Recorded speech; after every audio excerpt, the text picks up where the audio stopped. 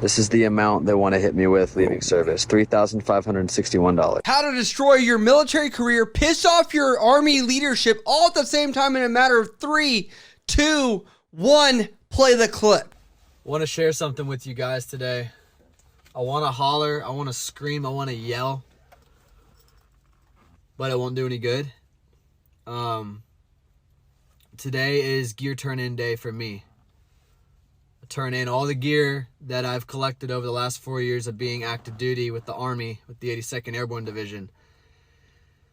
2 years ago, my unit deployed to Afghanistan for the Afghanistan withdrawal. We spent a few weeks over there. It was hectic, it was chaotic, it was disgusting, and it made me very disappointed in our government. Today, I'm reminded of how disappointed I am in our government.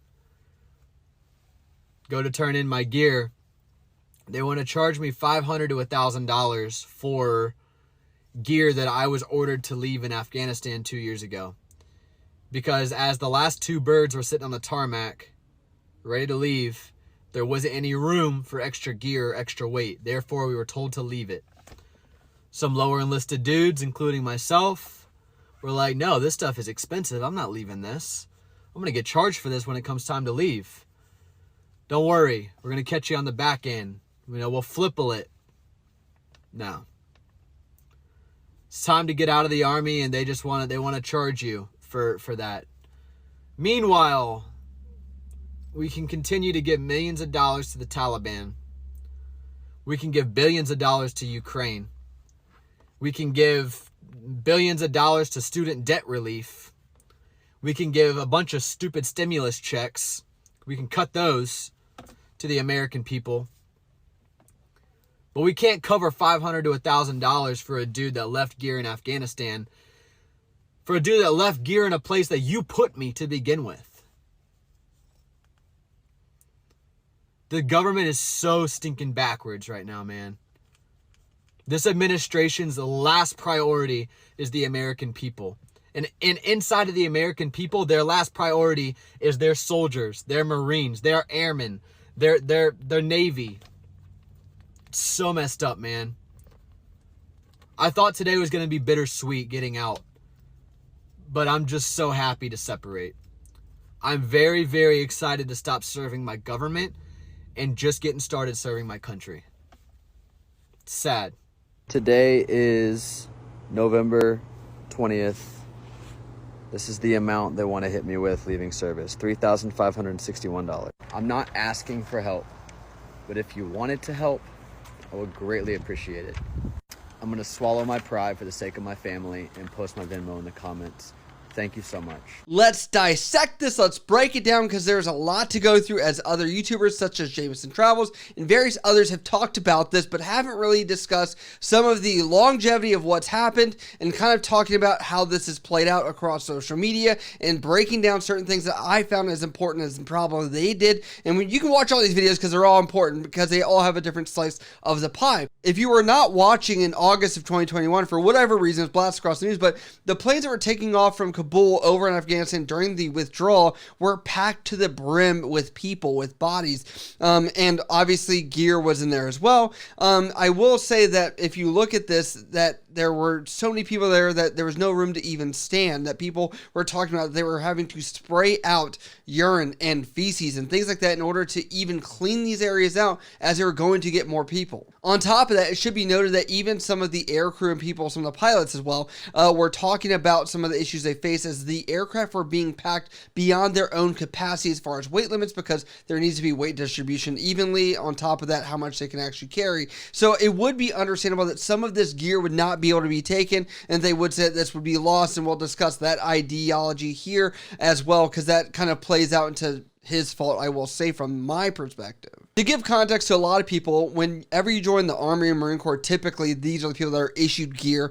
Navy, Air Force can have their own issues, but not typically to this degree. A lot of 19 to 22-year-olds fresh out of basic training, boot camp, whatever you want to call it, they go to their AIT, A school basic training for their jobs, and then they arrive at their unit. idealistically here, they are being issued $4,000 to $5,000 roughly of gear in order to be able to be deployable and also use some of that gear during detachments and training scenarios where they might need it for cold weather, for gas mask drills, for rifle equipment that they might need to carry with them that might be specific to them, such as a sling, for example. And a lot of you guys look at something that might be titled as military grade and say, wow, 2 thumbs up, military grade. However, you know, when you get some of these things, you are going to notice that you're like, how is this worth this much money on my gear list? Because you are signing for that gear as you're checking it out from CIF, whatever you want to call it now. They try and change your acronym. Somebody's fit rep or evaluation has been buffered because they changed the name and made it sound better. Maybe not as bad of a rep, but they're notoriously known to have issues if you lose things or things are not clean.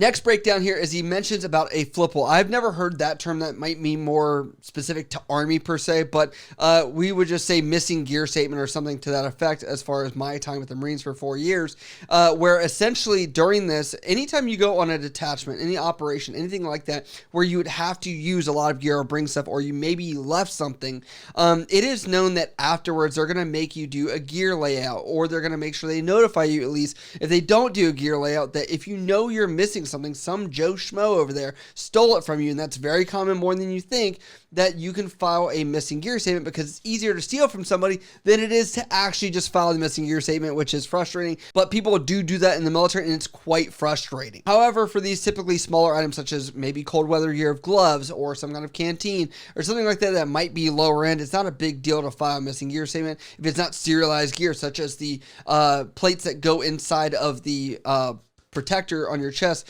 your sappies that are there. So essentially, most of the time, it's not a big deal at all because these are low-end items that are easily, you know, known to be lost or whatever else. On top of that, some of these items can be located at an exchange, for example, and be replaced, but this guy is talking about $4,000 worth of gear. The next breakdown of this is he's discussing how it is sad how the fact that you have, Ukrainians that are getting billions of dollars. And you also have the talks of other places such as, education, things like that, that are getting, how many millions of dollars to help out with student loan forgiveness and things like that.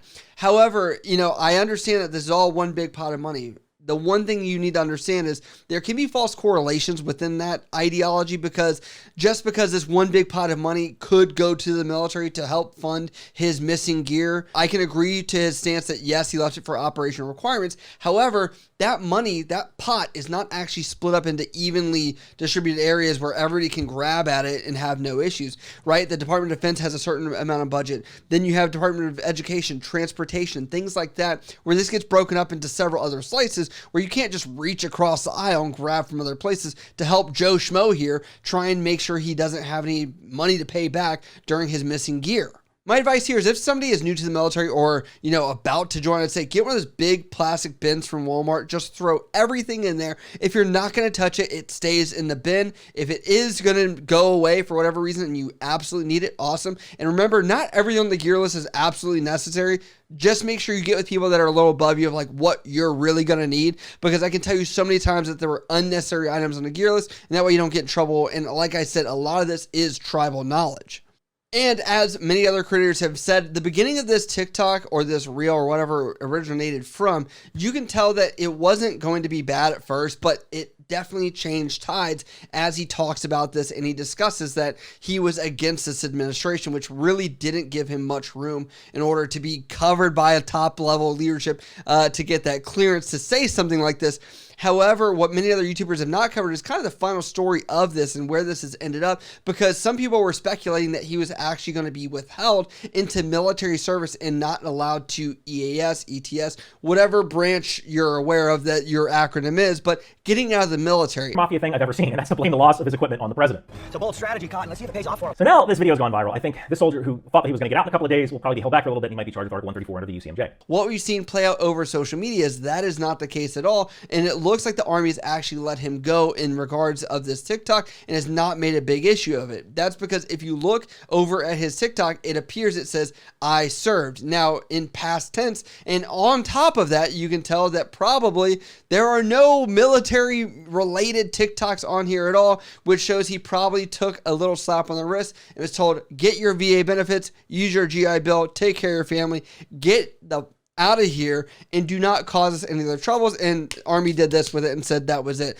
If he was ever going to make a TikTok like this, I would say this would have been the perfect time to do it, because they don't want to waste time, money, energy, resources, or anything like that on a stupid situation like a stupid TikTok where he's speaking out of just, I would say, pure anger at that point. That might have been a little misguided. On top of that, this was very much a level of leadership that could have handled it to begin with, which I'm not sure if he did talk to them or not. No one has talked about that as far as that goes. What I found so fascinating about this is the fact that, you know, there were two campuses that divided everybody. You had people that cited libs of TikTok as putting this on blast and looking at it from the perspective of they were just using this to knock the government down and make them look bad that they don't even take care of their soldiers. Now, from the other standpoint, there were several Army or military creators that had the ideology of we've been there, we've done it, and they can kind of break this down, along with myself that have had military service to kind of debunk some of the things he's discussed here, even talking about certain things that were listed on his checkout sheet that he was missing as well. And that's because there just wasn't enough context. And so even people on the internet are saying this. Zachary Wales says, why are retention rates so low?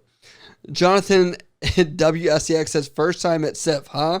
And lastly, Elsa of Infantry says 2 years ago, homeboy was probably a private and had no idea what a flippa was at the moment. I hope his command pulls through and writes a waiver for him that blows.